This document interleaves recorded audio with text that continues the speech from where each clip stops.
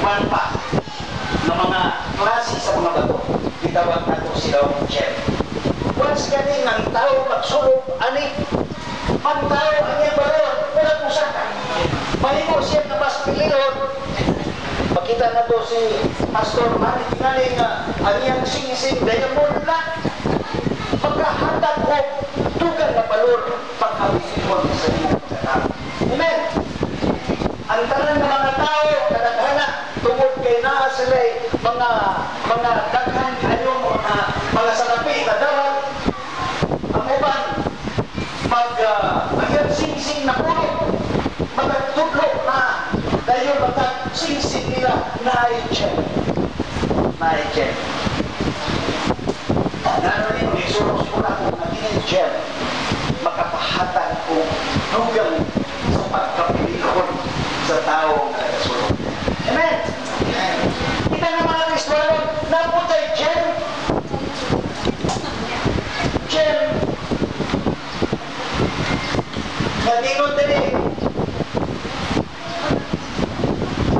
God's enduring mercy.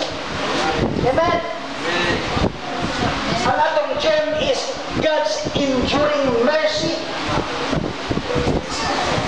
God's enduring mercy. Hindi kita kaluoy mga igsoon, daghan kayong katarungan.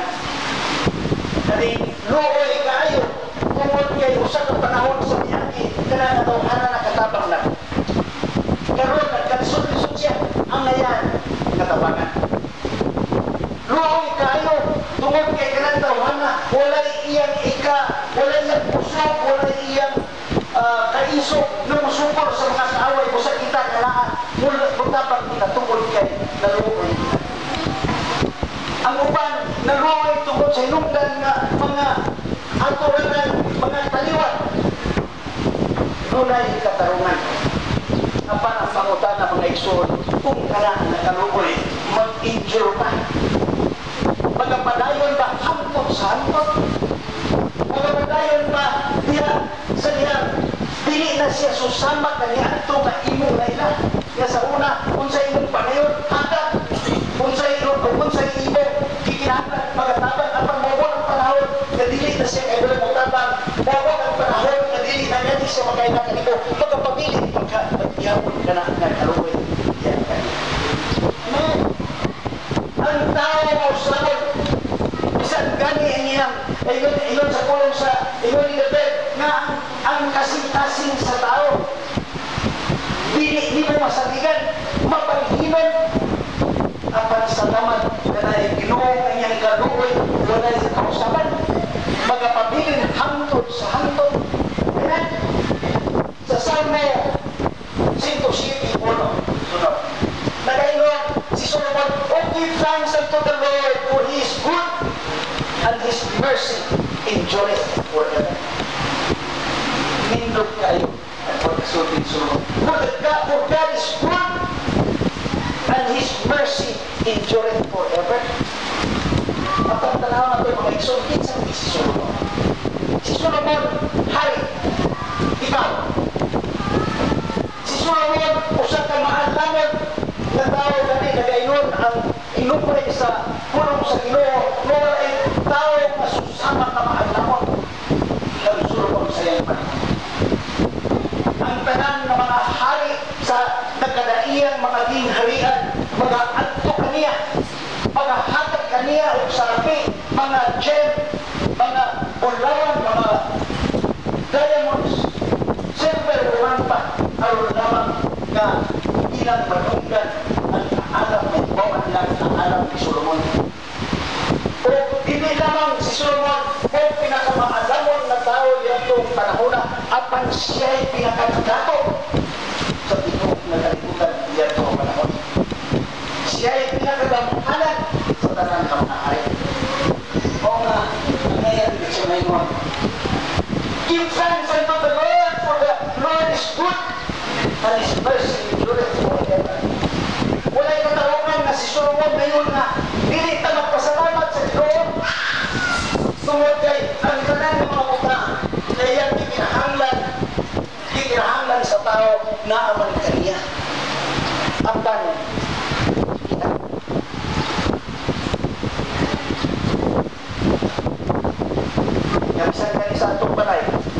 Itaw tayo kami doon na ako may hawag sa rin.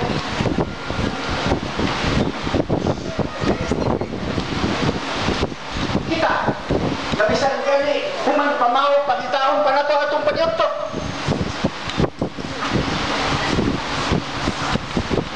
Siguro makay kapasikiran ng mga isuan sa atong pagpasalamat. Makailan ba na, Lord, you are good, and your mercy endures forever.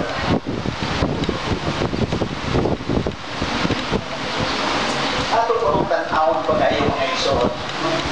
Ignong ka na lang ikaw sa katawang nahukas. Wala imong kaalam na susama sa kansulumon o susama sa average ng mga tao. Wala ikaw mga puta. Wala ikaw mga kaptangan. Na bisan pa doon ka na 1% ng kansulumon. Wala ikaw gahong. Give thanks unto the Lord, for the Lord is good and His mercy endures forever. Dili pa ka usay, tungod kay nakita na ko ng lumoy kayo ta. Pagkikita ka may nakita malamano sa kong pastor, dili na ko usay pasunod dito. Dili rin kita matimbayan. Makakita lang ta kung mga diferensya sa atong simbahan, mulihay na ngayon na. Misik para ni palayo kita. Dili kaya mga isuot ang atong ipagpilinahan ang atong pastor o atong mga kawanapan. Amen. Makaingon kagata na, the Lord is good and His mercy endures forever. Atong tanawon mga isuot. Atong tanawon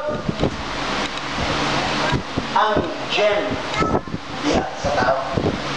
Kaya nga, may tungkol sa pagkahimo bitaw na to. Pagkahimo na to, nagahimo ang kulong sa Ginoo sa iyang nahimo ang tanan na parte sa kalimutan. Mayroon siya na it has made in our own image. Amen? It has made man in our own image after our likeness and let them have dominion over all the fish of the sea. Gani, ang uban ng mga atong basahan mo siya na let him have dominion over all the things that are being created. Sa tanan ng mga buta, nagihimo sa Ginoo ang tao boy mabuot. Siya ang magdominan. Kung itong tanarang magsuol, kadaghanan na ito, naman tayo ilo, naman tayo mga mananak. May gani kayo Ginoo, pagtigong nila yung siya na, let us make man in our own image. Wala sa inyo na himo, tagtayo, kasusama sa iyo, panagway sa iyo, Ginoo.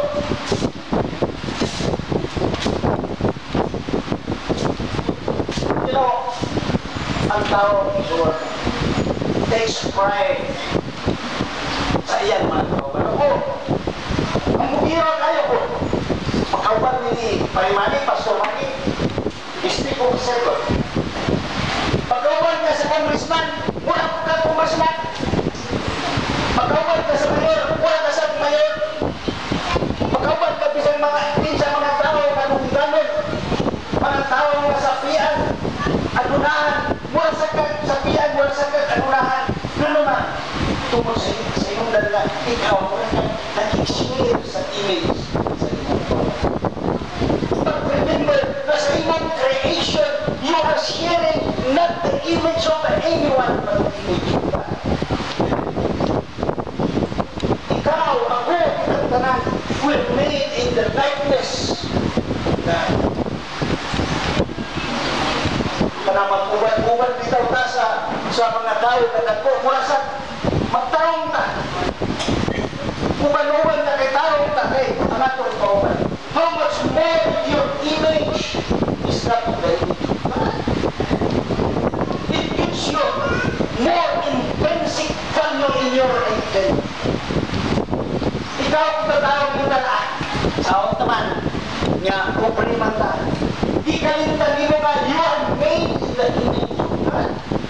You are made in the, after His likeness. What you're feeling is the breath of life that is being breathed by God into your nostrils so that you will come to restore. Amen? Bisan asa ka patulog, doon ako'y kailan na anak sa congressman.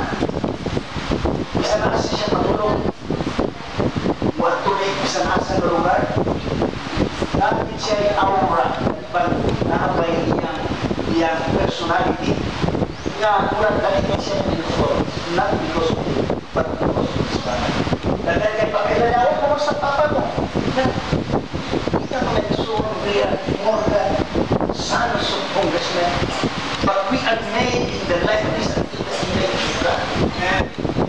Kung ako na maulawang, ano na yung mga exhort, we will cherish the more na atong palanggaon, atong amamahon, atong ampingan, kining atong palagway, kining atong kinabuhi, because we are made of that image. And for that reason, ang nakita magkasalamatong sa Ginoo, na wala kita niya, himua, na susama sa uban ng mga puntahan niya na himo, apan kita, himo susama sa iyang panahon.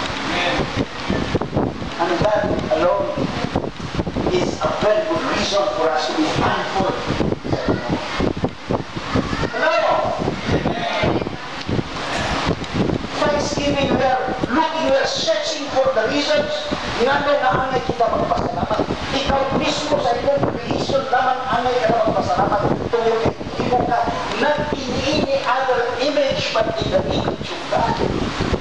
And after His likeness. Not only that you are made in His image and in His likeness, but you are given the dominion of all the things that He has created. Nakapakita kung sa kadako ang pagsalit, nakapakita kung sa kadako ang expectation, nakapakita kung sa kadako ang pagsalit sa Ginoo kanimo. Wala namang ikaw himua susama sa iyang panagway, sa iyang mga gawin, apan hindi mo ikaw natiglumalas sa tanan ng mga butan. When you are going to think about this, kung ikaw makauna-una, kaya niya mga exhort, you will value yourself more. Amen? Kita ng mga Kristiyano yun, uy, tayo mamusta ka? Maurang ihapon. Salamat sa Ginoo. Tungod sa hinungdan, nga batak-adlaw ang Ginoo, nag-aamuman niya niyang susamang panagway sa iyang gawin. Every day in our lives is an enduring mercy. Amen. Nag-ingon sa Genesis 2:7, and the Lord God formed man out of the dust of the ground and breathed into his nostrils the breath of life, and man dili lang inong panakoy, bisan pag imong gininhawa, iya sa Ginoo. Dili lamang ang mga punta na imong ginamala, na iya sa Ginoo, apan ang tanan na nakakanin. And that alone is enough reason for us to be grateful to God. Sa'yo mangitata na, asa pa ka magpasalamat sa Ginoo? Hey, go back to your creation. Asa pa mga butan na akong nagdawat sa Ginoo, kanang sila kaya sinso, apa na wala. Hey, go back to your creation. Because your creation speaks of how enduring the mercy of God. Amen. Not enduring mercy. Ay, kasi kami ng Ginoo nga. Uy, na ako'y nahimong nga. Uy, ito na lang neto nga. Naon sa tao. Una, in His own image man. Because of His mercy and love. Mga, enough for looking for the reason to be thankful to God. Just go back to our creation and it will tell us that our creation is more than enough. Hello?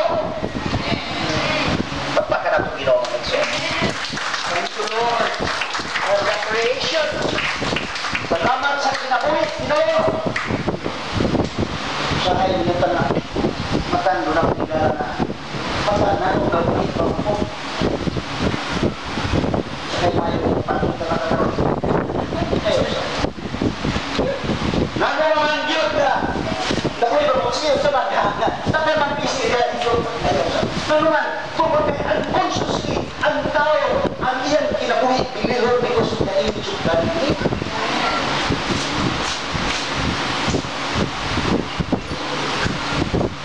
So that's the gym. The gym is the creation, it's our creation, that's creation of us. And because He had made us in His own image and in His own likeness, our intrinsic value. Kaya ito intrinsic value ka naman, ang value ka sa mismo sa una. Anong nakawala ito itong tag-piso, tag-5 piso sa una? Tungkol kay ang ihipok sa pag-ihipok niya ito, sinsilyo, mas nabaw pa kaysa face value. Kung nakawala itong tag-5 sa una, tag-piso sa una, pag-ihipok sinsing, because the intrinsic value is more than the face value. So, next pili kita, magkapapili niya lamang sa itong face value. Pero sa hindi atong face value, yung nanganong si sister niya, taga nila, manitog na pala pwede niya atong dito matapili. Ngano kaya siya, tagat sa kaya na wala man, apiki man, because we are concerned about our face value. We should focus on our intrinsic value, and that intrinsic value is the value of you. Amen. Amen. And for that, we have to be thankful. The next.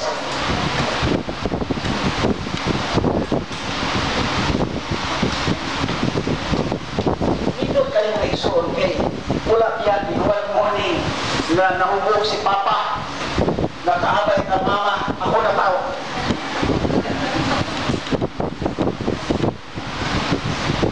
Because you are product of long planning. Na you're Ephesians, you are a pre-planned event, conscious and deliberate out of the love and mercy of God. You know, Ephesians 1:4, Lord, according as you have chosen us in Him, in Jesus Christ, before the foundation of the world. Ako nataro ko 1948. Sinitaan niyo sa rin. 1942. Nindot kayong naunahon na way back before the foundation of the world, I am already chosen by God. Walang sa Ginoo, yun ang mausap na ang langit o kagiyuta, ang kalibutan mahanaw, apat ang punong magpapili. According to Ephesians 1:4, according as God had chosen us in Jesus Christ before the foundation of the world, that we should be holy and blameless before Him. Wala pa himuha sa Ginoo ang foundation sa kalibutan, tiyak na nagtitindig. Therefore, the plan of having you in this earth is not by accident, but it was a deliberate, conscious, long planning of God for having been chosen before the foundation. Diba nindong kayo mag-isol? Nakanan.